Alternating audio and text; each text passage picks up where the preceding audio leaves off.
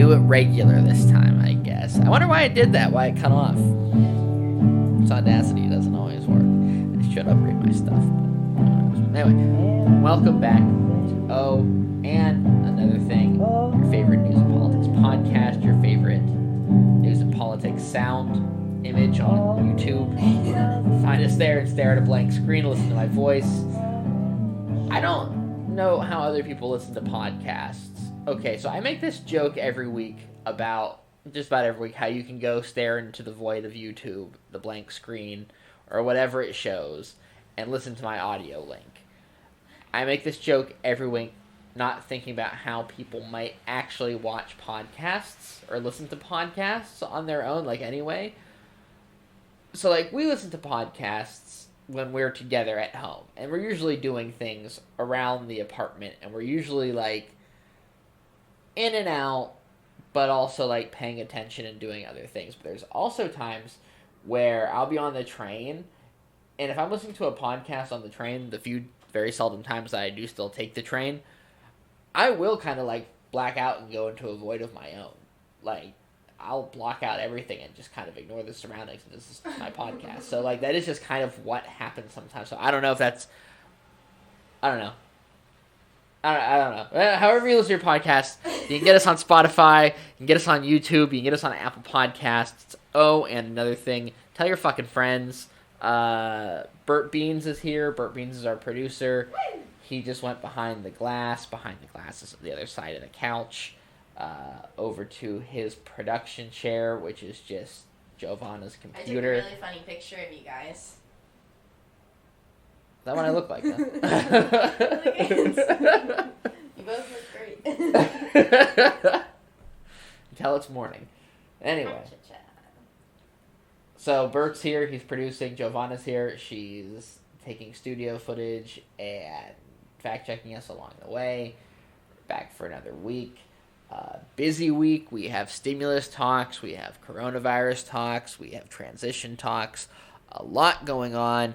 So we're going to dive right on into it. Did I tell people where they could find us? Yes. Okay. Diving on in. Subscribe. If you haven't yet, subscribe. Go back, listen to the old episodes. Keep up with and another thing. And now we can dive on into it. Become another thing. And now we can dive on into it. All right. And here I am, not with my headlines tab pulled up. Goes through all that fucking fanfare. Here we are.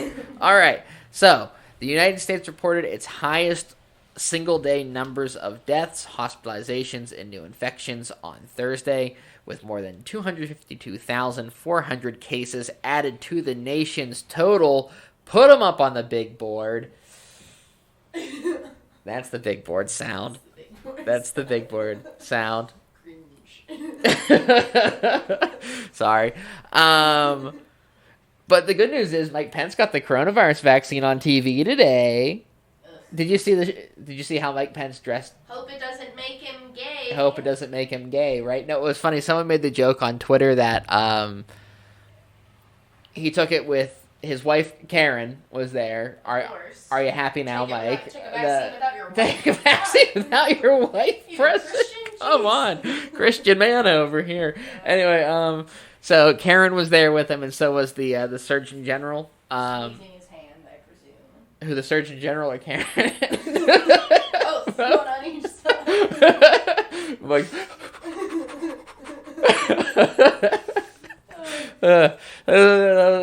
that gang of morons. Okay, I turned on the live stream because I was like, okay, yeah, I'll watch Mike Pence get this shot. Okay.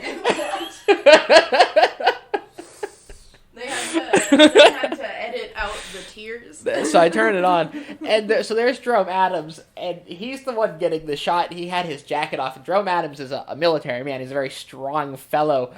And I turned it on expecting to see Mike Pence, and I go, oh, Mike Pence looks a lot different. Oh, my God. And then they pan over, and there's Mike Pence in the most, business casual trip to the doctor's office, Midwestern guy outfit. He's wearing pleated khakis, Of course. You know that you can't see they're pleated. He's sitting down, but they're pleated. Brown leather belt. Again, you can't see the leather belt, but you know it's there. Shirt tucked in. You know how you know this is the pants combo he's wearing because he's wearing a short sleeve turquoise blue checkered shirt with red checkering. Not checkering like a buffalo plaid or any other kind of plaid. I mean just like lines that make checkers on his shirt. Very just, here I am going for my annual checkup to the doctor outfit. He nailed it. And then he threw his blazer on over top, and he's back to business, Mike Pence. Can I tell you what would have been even funnier? What if Mike Pence wore a sweatshirt that was a little too tight in the arms, and then when he sat down behind the partition to get his flu shot, he had to take his shirt off part of the way. And then the little girl waiting to get her flu shot. That's what Vince did when he got his flu shot. It was very sweet. It was very fun. You can cut it out if it's embarrassing. I thought it was fun. I always think so hard about what I'm wearing when I go to get my flu shot. I'm like, okay, let me make sure I wear something that's stretchy and flexible, can pull it up over my arms. And he just did not think about it at all. I wanted to wear a tasteful sweatshirt.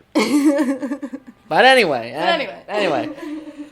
So I guess the moral of the story is that Mike Pence is smarter at getting vaccinated than I am. So whatever. That's the takeaway. What do we got here? McCartney. We got a McCartney 3. Is there a new Paul McCartney album out today? Wow.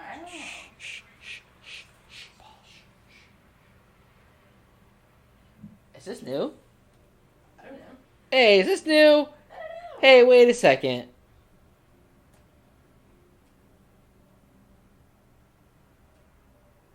Is this new?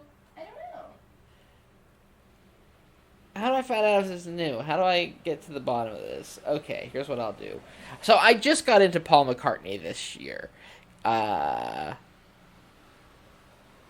I just got a notification that there's a McCartney 3 to add to 1 and 2. And I didn't know there was a new Paul McCartney album coming. Yeah. Oh, shoot. New album. Okay, cool. Fun for us. We're getting tanked tonight listening to Paul McCartney's album. No, maybe not. We'll listen to something else. But he did put... Few artists have the cojones to do this. Few artists have the stones to go through with this and put a Christmas song on your mainstream album, on, like, your regular album. Is he gonna do a Christmas song, or are you referencing the one that already exists? The one that already... We haven't checked. Maybe he's done it again. Who knows? Well, I mean, when you caught lightning in a bottle like you did with Wonderful Christmas Time... Why not go for it twice? So like him, Taylor Swift. Who else can we think who have gone to that length to add the seasons to their albums? Not many. Really, just the two of them, and it's funny because they have a photo together. Do they really? Stone, yeah. Wow. Good friends. Good friends. Maybe that's what made her do it. Probably. Wow. Wow. If you ever listen to McCartney 2, it's a very weird album. There's also like the first ever, we call it computer music, when Bon Iver or like James Blake or The Weeknd, Travis Scott, when any artist starts doing a lot of vocal changing and a lot of that fun garbled voice stuff that I don't know how to do yet, but I might try to learn how to do the garbled voice stuff. Computer music, as we call it here. Paul McCartney did computer music on this song, something Secretary. Temporary Secretary is like the first computer music song, and it is fucking bonkers. But anyway, enough about Paul McCartney, enough about that. Back to the real headlines. We talked about the coronavirus numbers. We talked about Mike Pence getting the vaccine, his outfit. We're on like our fourth 9/11 this year in terms of deaths. Big COVID headline. The Southern California hospitals, San Diego, Los Angeles, other places in Southern California, are reporting that they have 0% ICU capacity left because the coronavirus is ravaging so heavily in California right now, and like it is everywhere.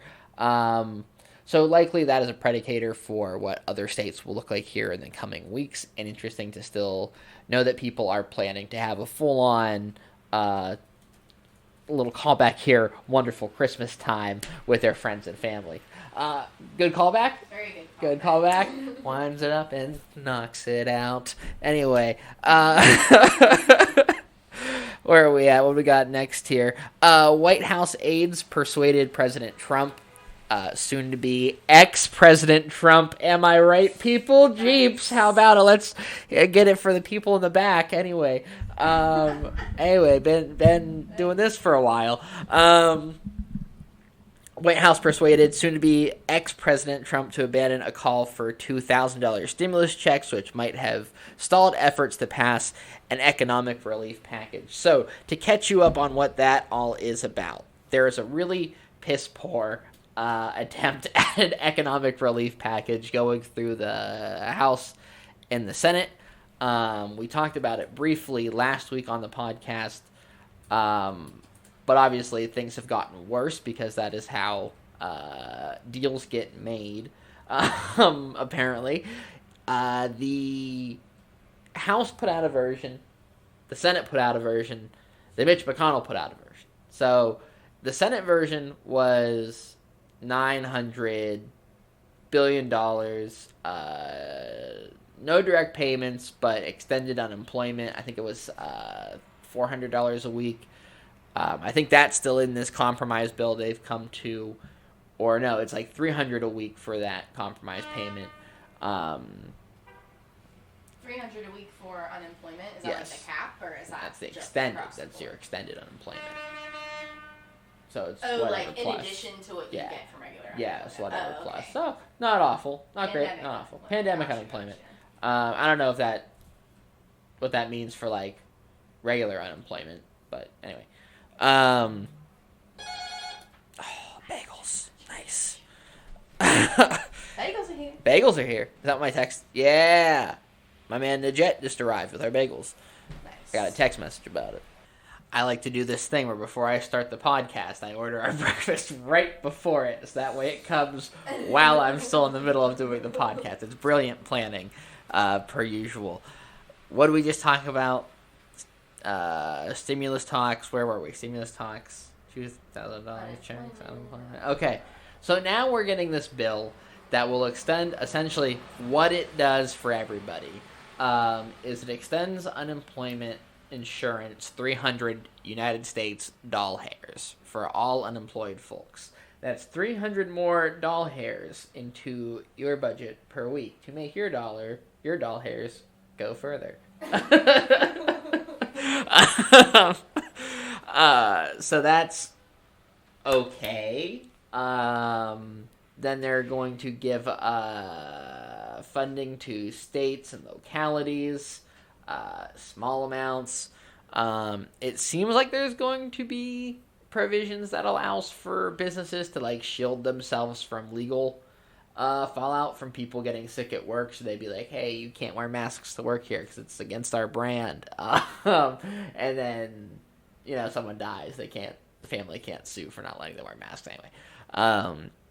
That likely is going to be in there. But then the real kicker is the government is finally going to answer all of our wishes and give us $600 each one time to get us to the next 3 months. Because how much could rent and utilities cost? How much could rent, food, utilities, and clean clothes, and cat food? Lucille saying, how much could a banana cost? How much could a banana cost, Michael? $10? It's for someone, and I'd never noticed it before. And yeah, granted, their tendencies had always lined up. But Nancy Pelosi and Lucille Bluth also kind of striking similarity. Yeah. Striking similarity. Including the way they talk about the poor. Yeah. And their daughters. No, I'm just kidding. I'm sure Nancy Pelosi is a really loving mother.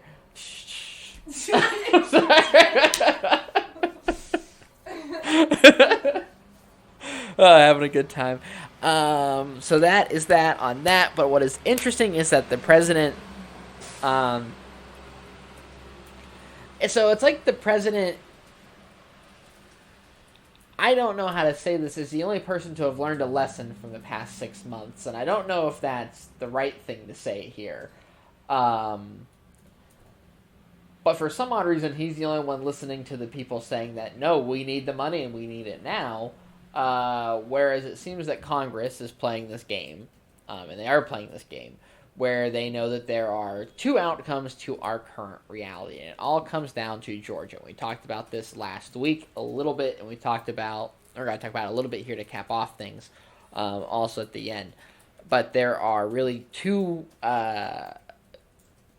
real possibilities of where things end up here in the next 3 weeks, depending. Is it 3 weeks till Georgia? However long it is. Either, so we know the exciting news of the week. I want to make sure I get it all right here. Electoral College, they met, they finalized everything as we knew they would, despite the various legal challenges, sweaty courtroom appearances, fart-filled rooms, landscaping events, expos, town halls, drunk women that apparently also sent sex tapes to ex-girlfriends. There's just, everything that happened in the past, 3 weeks after the election, all came down to Monday morning with the Electoral College voting. The Electoral College certified what had already been certified, had won what had already been won for Joe Biden, and that is the 2020 election. I know Bert still has his, so you can see Bert still has his objections. He's coming in here. Coming in hot. Jesus, Bert. Producer is scratching the couch. He's not happy about this segment. He goes, not all the votes, all the legal votes haven't been counted, Father. So just wait till all's done. He's nuts. Bert's absolutely nuts. So aside from any kind of miraculous happening, Joe Biden is going to be president. Very exciting. Very, at least things will be half decent maybe for a second, but who knows. Half decent maybe for a second. That's all you can ask for anymore. 2021. Half decent maybe for a second. 2021. That's before the investigations start. Oh god. Yeah. So Joe Biden is president. Either Republicans find a way to beat back Donald Trump suppressing the party's own vote by saying not to trust the outcome of the last election that happened 2 months ago, because they're not going to count your vote, and if they do count your vote, they'll find 2 other illegal votes to offset it. Whatever. So there's that possibility where Republicans win despite that, or in spite of that, hold on to control of the Senate, and then are allowed to essentially pass this short-sighted, almost do-nothing stimulus bill that is also still up in the air, regardless of if Trump says that he wants to add a $2,000 check to it or not, because, and if you want to know how cool everybody in the Senate is, as of 10 minutes ago, there's a story out there about how the talks might stall today now because there is a group of Democrat senators fighting with a group of Republican senators over Republican senators wanting to slash, I want to make sure I get this right,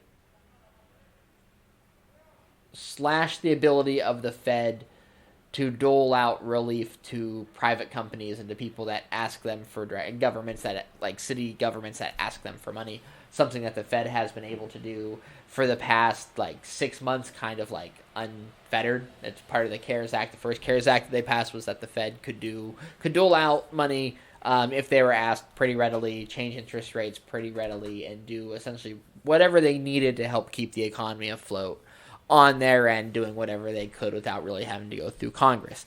Kind of a cool thing to do, because who's one of the biggest banks in the world? It's the Fed. We know money doesn't exist because the Fed actually controls the money, and the Fed can control essentially what happens with our economy. So to give them a wide range of control over it is a pretty chill idea. And in the CARES Act, that's in the CARES Act, that the Fed can, do these emergency measures to an extent to help keep from us facing another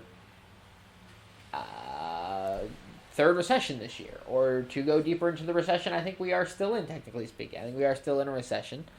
We know November retail sales did not get to where they were supposed to be. Thank you for reminding me of that, Bertram. Mr. Always watching the dollars and cents of things. He's our money man. So we know that the economy isn't any better. So the Fed has some control right now to stabilize that and keep things normal. But what some Republican senators, led by Pat Toomey, want to do is they want to, and as Pat Toomey keeps saying, he just wants to keep it temporary because there's belief that the Democrats will then use the Biden presidency to kind of keep the rules of the Fed fast and loose and allow the Fed to help with the economy like it should be. But Republicans don't want that because that's not a free market or some bullshit like that. And it's just going to be one of the things that they use to kind of stop this thing from passing. And it is them saying, well, there's this small, very little thing that doesn't really matter in the grand scheme of things because we can change it in the next congressional session, and likely it will be changed in the next congressional session because we know there will be a change in the balance of power to an extent, especially in the House because of how poorly played the House was by Democrats in the 2020 election. So if Republicans win in Georgia, we're essentially stuck with this and only this and whatever regulations get slapped onto this current CARES Act package that has to pass, essentially, for people to, one, survive, and two, for the Democratic plan, which is for the Democrats to win the Senate, but they can't win the Senate unless this bill passes, essentially, because then they are the ones who look like they're stalling the Republican process. So it really comes down to this bill passing. So Democrats have to take this small piece of shit package with $600 direct payments in order for there to be a chance for them to get a bigger stimulus after this. So there is one reality where Republicans get this passed, they pull it out in Georgia, and they find a way to kneecap Biden every step of the way for the next 2 years until, again, they have a chance to swing back control of the House, regain their House and Senate majority that they had in the last years of the Obama administration, and therefore play prevent defense on American progress for the next, 6 years after that, because we'll be back to where we are essentially today. So fun way to look at the world, I know. Really fun at parties, just like all these senators. Then there's also the reality the good reality though, where Democrats win in Georgia, pass a big stimulus. Who knows what happens in the Senate? That would be Senate control. It wouldn't be big control. It would be, enough to make things to fight at least. So yeah, that is the realities that we live in, and that is why we are getting this piece of shit bill given to us and touted as a victory by both sides, which it is pretty much not, because it doesn't really do anything. I know every little bit helps, and I shouldn't complain because we are coming off a place where the government giving us any amount of money for any reason was pretty much unheard of. So getting even $600 just for existing is quite a step up from that. But it's just grossly not enough, and it just speaks to, again, the imbalance of power in our society that has also seeped its way into our government. But there is some good news there, as how do you say her last name? Deb Haaland? Did I do it? Representative Deb Haaland is the Secretary of the Interior, the first Indigenous lady to hold that cabinet position, first lady to hold that cabinet position, first Indigenous person to hold that cabinet position. So that's cool. That's a voice that hasn't been there for a long time, as she said herself yesterday. What else did I have? Did I have anything else? Better. I know I do. I have to find a way to get to it. Government failures. Blah, blah, blah, blah, blah, blah. All right, so I was texting with my mom and my family this week. We were talking about... I forget how it came up. We were talking about how... because Bill Barr resigned. Yeah. Why'd Bill Barr resign? Why did he resign? I don't know. I don't think they gave a reason. No, they didn't give a real reason. You're Well, right. wasn't he... Oh, you were explaining it to me because... Yes. So I don't know. Trump wanted him to... Oh, he didn't admit the investigating Hunter Biden's taxes until after the election, which was the right thing to do, but Trump wanted him to do the wrong thing. Right. Okay, so if you couldn't hear Giovanna, Bill Barr put in his resignation letter essentially on Monday night after the Electoral College vote came in. Essentially saying that he was done working for the president as of December, I think, like 20... Oh, it might have been December 12th. It might have been, like, that day. Yeah, I think it was... Was that day? Was it immediate? Like, okay. it was in, yeah. At least that's when the story broke. That's when so, Bill Barr left, and he left because Trump was probably going to fire him anyway. He's done being Attorney General anyway. Regardless of what happened in the next 2 weeks or what happened over the past 4 weeks anyway. But what people keep pointing to is that it turned out that there were real investigations into Hunter Biden going all the way back to 2018. Now, the merit of these investigations can be discussed because I know President Biden went on TV, went on Colbert last night and said that he thinks that these investigations are just like a way to get at him, and that's very possible. But we know these investigations have been going on within the government of Hunter Biden's tax record with China. There's belief and there is evidence perhaps to him not filing earnings from money made in China, which would therefore be illegal and would be a crime. It would not be great for the Biden family to have, but it would not, again, change anything because Joe Biden has nothing to do with it. But it is something that is going on, and it could be something that hampers Joe Biden going forward, and it could be something being used to, get at him politically. But it is something that is happening, and it has been happening for a while now. And what Trump is upset about, and had been upset about for the past couple of weeks, and had even privately told people he was going to fire Bill Barr for the past couple of weeks, was that these investigations had been going on, but Bill Barr did not make them public. And by not making them public, he did not allow for that news to swing the election in his direction, and instead allowed for Joe Biden to win the presidency, essentially because, despite how dumb Trump is, he's right. Likely, if that story does go public, Joe Biden might not win the presidency. That is a very real possibility. We know how the Comey letter affected the 2016 election. I mean, this news breaking 2 weeks before the election, the way the Comey letter did, would have likely swung this election too. So did Bill Barr do the technically speaking right thing? Yes. But therefore, he is now no longer the Attorney General. There will not be an Attorney General for the next 2 weeks, I guess, for inauguration, and then we will get one. It's either going to be Doug Jones or Merrick Garland. I'm hoping for Doug Jones. I know they would just be giving it to Merrick Garland to kind of troll Republicans, and I know Doug Jones, kind of known for being a good dude. People say he's a very good dude, seeks for social justice and true justice in places where it is not often found. So we are hoping that can be what my man Doug Jones gets to do for the next, hopefully 4 years at least. Anyway, so we were texting, and my mom was saying how we'll probably never hear from either of them again, and I was wondering if she meant Trump and Barr, and she did. And I think she's right. We probably won't ever hear from Bill Barr again. Maybe in 20 years when Eric Jr. needs bailed out of... Probably when he writes his book. Yeah, or when he writes his book, we'll hear from him again.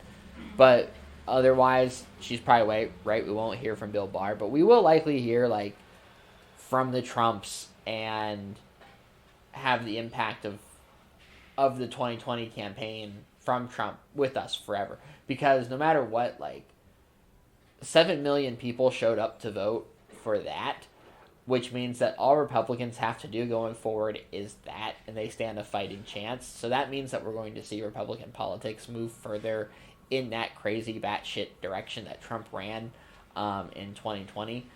And it's going to be very destructive because you have to remember that there are people that are not Donald Trump that are actually smart politicians, know constitutional law, know how to bend the rules to actually, cause tyranny, not just kind of stumble ass backwards into tyrannical situations like this administration did.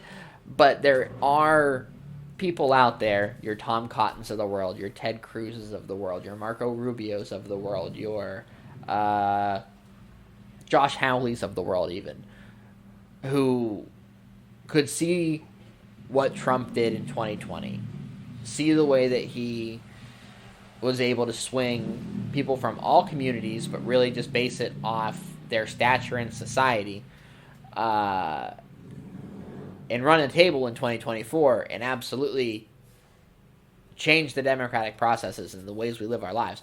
There is that absolute reality, because I think that the Trump effect on politics will stay with us, because no matter what you look, 7 million people don't just show up for nothing, you know?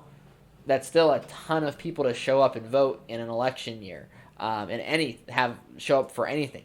It's record turnout for any president. He's right when he says that it is record turnout. He did have more turnout than any sitting president ever has had, but it's just true that the incumbent had record turnout too. But that might not be true again in a political vacuum that isn't so nationalized. That isn't so, hey, look at the fucking crazy stuff that's happening with the president today. Like, there could be a reality where we have totally normal politics as usual happening in the headlines, but behind closed doors there is real actual attempts at a coup within our government. There is an actual attempt at, seizing power for the rich via congressional authority. There are ways that we could see that happen. Hopefully we won't see that happen. There are enough good people in government to prevent it from happening. But there is a reality where Republicans can just use that kind of campaigning to hold on to their, unfairly earned share of the power in this country due to the Electoral College and due to the way governing and legislating has been done for the past 20, 30 years whenever it comes down to lobbying and just the way politics has been done when it comes down to gerrymandering districts and all the things that Republicans have done to suppress votes and just find ways to hold on to power. They could enforce that and keep that going for another who knows how long if they play by that Trump playbook. Which, did it work in terms of governing? No. But does it work in terms of campaigning and politicking? Absolutely, 100%. So no, I don't think we've seen the end of the Trumps. I don't think we've seen the end of Donald Trump's, at least,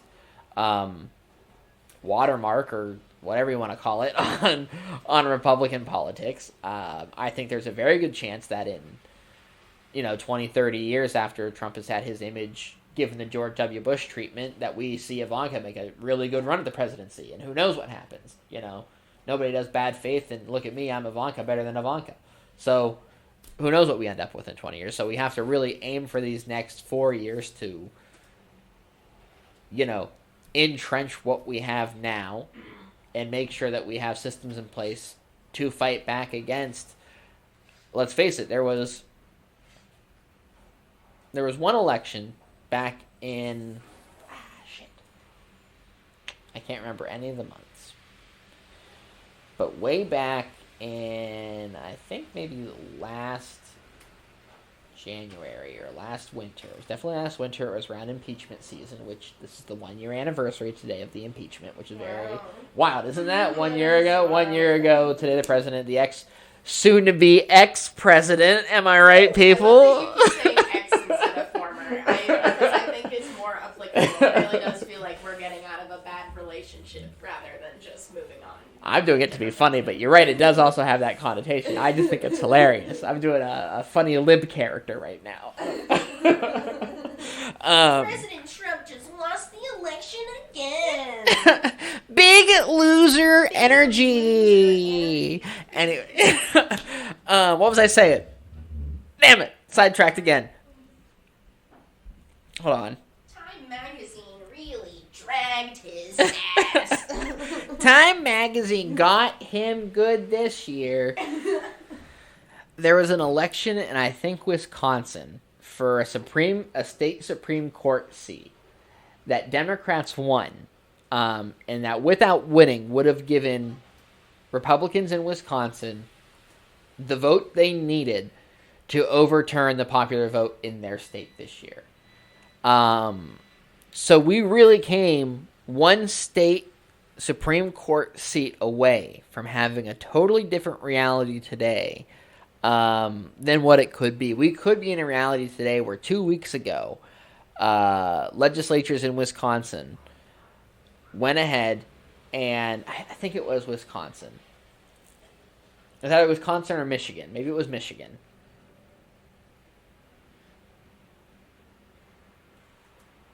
I cannot remember. I cannot remember which one it was.